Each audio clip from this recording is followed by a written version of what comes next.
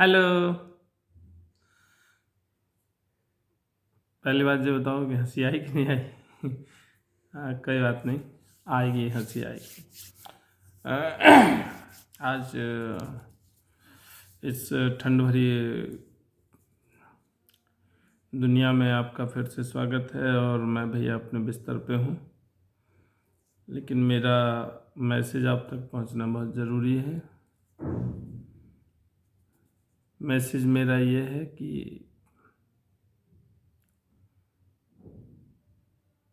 प्रधानी के चुनाव करीब है और ज़्यादातर लोग जो हैं वो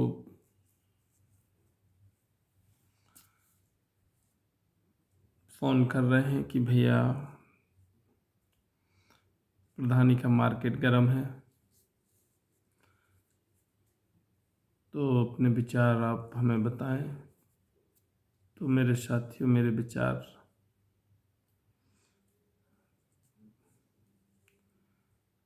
क्या हो सकते हैं? आप लोग तो हमेशा वहाँ गांव में रहते हैं। मैंने तो जब से होश संभाला है मैं तो गांव छोड़ चुका हूँ, लेकिन जो देखा देखी का अनुभव है मेरा, तो अनुभव यही है मेरा कि प्रधानी एक बहुत ही इम्पोर्टेंट और बहुत ही जिम्मेदारी वाला पद है। प्रधान तो सब बनने के लिए तैयार हैं, और मुझे पूरा विश्वास है कि जैसे कि 5 लोग खड़े हों तो 15 खड़े होने की दौड़ में रहते हैं। प्रधानी के अधिकार क्या हैं, प्रधानी के कर्तव्य क्या हैं, और एक अच्छी प्रधान की परिभाषा क्या है, इससे बहुत सारे लोगों को कोई मतलब नहीं। ज़्यादातर लोगों की सोच केवल यही है कि प्रधानी में जो है वो पैसा बहुत मिलता है, बढ़िया सी बोलेरो लेने के लिए, स्कॉर्पियो लेने के लिए। खैर, राजनीति में तो आप जान रहे हैं, जहाँ वो ऐसा आज तक कोई आदमी हमें नहीं मिला, विधायक बना हो चाहे वो सांसद बना हो, जिसने एक अच्छी गाड़ी और एक अच्छे फ्लैट का सपना ना देखा हो। लेकिन प्रधानी जो है वो तुम्हारे गांव की है। गांव, वो गांव जहाँ तुम्हारा जन्म हुआ, वो गांव जहाँ तुम्हें मरने के बाद वहाँ दफनाया जाएगा, वहीं जलाया जाएगा तुम्हें। तो बहुत सारे रीजन रहते हैं सुधार के, अच्छे कर्म के, लेकिन मैं देखता हूँ कि ज़्यादातर लोग करना नहीं चाहते। और अगर करना भी चाहे कोई प्रधान, तो जो गांव के चालाक और मतलब खुरापाती टाइप के लोग जो रहते हैं, वो किसी की भी सरकार हो, एक प्रकार से मान लो, वो जब जीत जाएंगे आप, तो वो आपके पास पहुंच जाएंगे। तो सबसे पहला पॉइंट तो यही है कि कोई भी प्रधान बने तो जो ऐसे चालाक और जो ऐसे अ, खुरापाती लोग हैं उनसे दूर रहें, क्योंकि प्रधानी चलाना एक अलग बात है, जो पीठ पीछे वो फीडबैक दिलवाते हैं या जो आपका नाम खराब करते हैं, वो चुटभैया लोग हैं। गलत तरीके से आपको परोसते हैं, आपका प्रचार करते हैं और गुमराह करके आपकी लुटिया डुबा देते हैं। बड़ी बड़ी सरकारों का भी यही रीज़न रहा। बड़े बड़े जो लोग मुख्यमंत्री और वो लोग भी बने, तो जो गांव और क्षेत्र के जो उनके छुट भैया रहते हैं, वो बहुत ज़्यादा दादागिर्दी, गुंडागर्दी करते हैं। तो प्रधानी में सबसे पहले इसलिए कि जो प्रधानी लड़ते हैं तो मैं देखता हूँ उनके घर और उनके परिवार और जो उन्हें चाहते हैं बड़ी मेहनत और बड़ी शिद्दत से उनकी मदद करते हैं। वो बेचारे खुद खाना नहीं खाते, रात दिन लोगों के लिए जाते हैं, समझाते हैं कि आप इस बार इनको सेवा का मौका दें।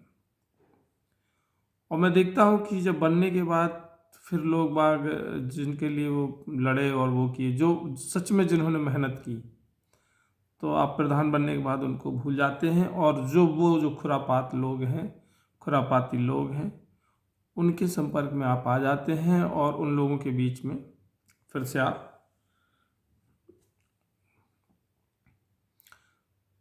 वही चीज शुरू कर देते हैं जिसका डर रहता है। अरे वक्त बहुत बदल गया है, सब कुछ पैसा नहीं होता है। वास्तव में बहुत सारे लोग ऐसे हैं जिनके घर में चूल्हा नहीं जलता दोनों टाइम। सर्दी में भी उनके पास ऐसा ही कि एक लिहाफ नहीं होगी जिससे कि वो ओढ़ के अपना या अपने परिवार को ढांक लें सही से। दाल में नमक की तरह तो कोई किसी को रोक भी नहीं सकता, सरकार को भी मालूम रहता हर चीज़। लेकिन केवल अगर पैसे के लिए प्रधानी अगर लड़ी जा रही है तो मैं ऐसे प्रधान को रिजेक्ट करता हूँ। और मैं तो मेरा तो विचार ये है कि पहला कैसे क्या हुआ क्या नहीं हुआ, हर आदमी आज चाहे बातें कोई भी करे, हालात ऐसे बनते हैं, लेकिन लड़ना पड़ता है। हमें बना दो तुम्हें बना दो, तो ये एक नॉर्मल रास्ता है और इसी पे ज़्यादातर लोग चलते हैं कि पैसा कमाना और पैसा कमाना। लेकिन मेरा ये मानना है कि जैसे आप सारे लोग हो, नौजवान साथी भी हमारे बहुत सक्रिय हैं, अच्छे हैं, नई सोच है, नई उमंग है, कुछ कर गुजरने की उनके अंदर जिज्ञासा रहती है, तो वो सब लोग मिल के बढ़िया से मीटिंग अरेंज करें। गांव में कौन कौन सी चीज़ ऐसी है जो वरीयता पे रहे, जिसको पहले ठीक किया जा सके। एक आदर्श गांव, मैं सुनता रहता हूँ कि जब सरकार बोलती है कि एक आदर्श गांव बनाएंगे, सरकार हमेशा सोचती रहती है आपके लिए योजनाएं भेजती, सब बात है, लेकिन किसके लिए सरकार बनाती है? आपके लिए।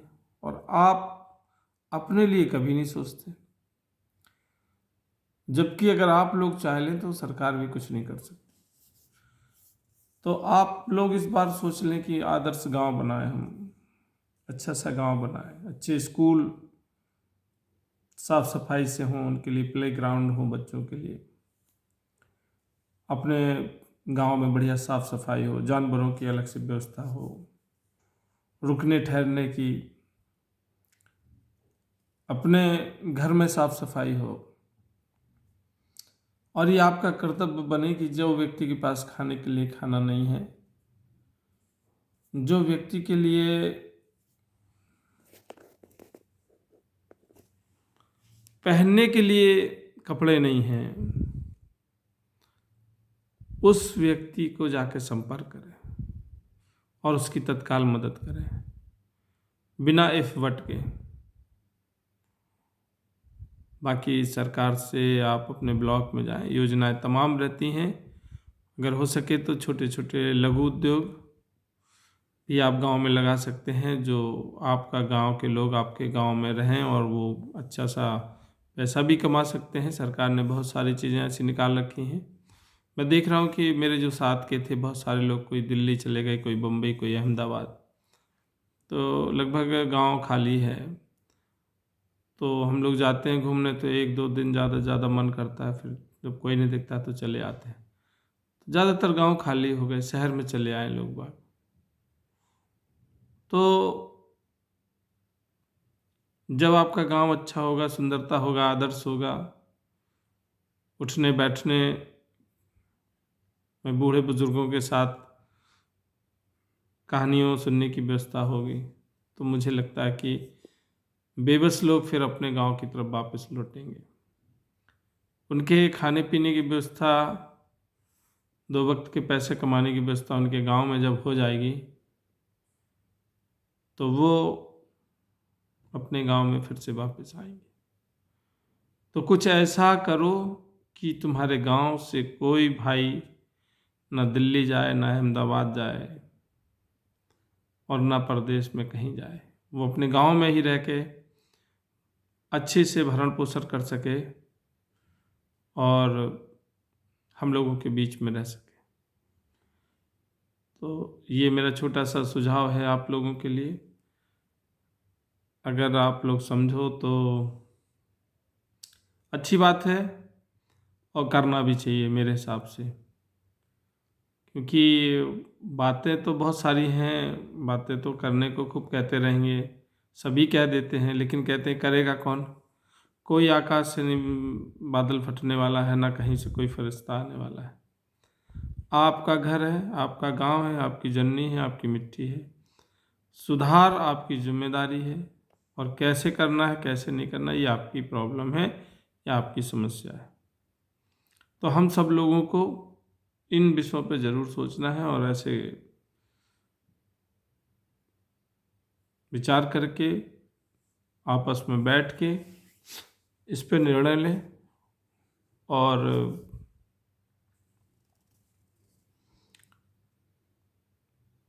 फिर उस व्यक्ति को चुने जो इन चीज़ों को फॉलो कर सके, इन चीज़ों को वो सही से लागू कर सके, मेहनत कर सके, वर्क कर सके। मुंह देख के नहीं, कोई भी है, कभी नहीं। आपने जिनको मौका भी दिया वो अपने सही से नहीं उतरे, उन्होंने कहा वो फिर से बन के रहेंगे, फिर से आएंगे। नहीं, एक नया आदमी चूज करिए जो कर सके, अच्छा चूज करिए जो कर सके, मुंह देख के नहीं, जात देख के नहीं, धर्म देख के नहीं, इंसानियत देख के। और ऐसे लोगों के लिए मैं वोट डालने आऊँगा, वो कोई भी हो। थैंक यू, धन्यवाद। अपना ख्याल रखें, मस्त रहें, खुश रहें। जय हिंद, जय भारत।